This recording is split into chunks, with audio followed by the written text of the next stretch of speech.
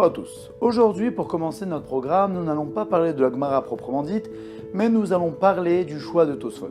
En effet, nous savons que dans la Gemara, nous avons le commentaire de Rashi d'un côté qui est Rabbi Shlomo Yitzhaki, et de l'autre côté, les commentaires de Tosfot qui sont plusieurs personnes. Le Yavetz nous dit que pour la Masechet Yoma, la Masechet de Yom Kippour, le Maharam de Rothenburg a été choisi pour être le commentateur de la Gemara en tant que Tosfot.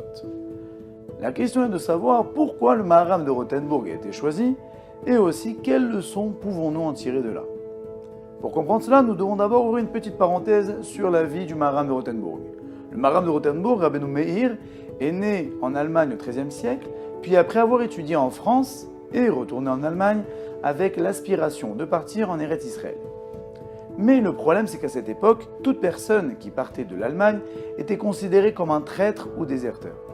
Malgré tout, le Maharam de Rothenburg entreprit son voyage, mais un juif malveillant le dénonça au royaume. Ce qui a causé que le Maharam de Rothenburg se retrouva à mettre en prison. Le roi demanda une rançon de 20 000 marks, qui était une somme astronomique, pour pouvoir le délivrer. Le Roche, son élève, a réussi dans la communauté à réunir cette somme, mais le Maharam de Rothenburg renonça à cette libération. Pourquoi ?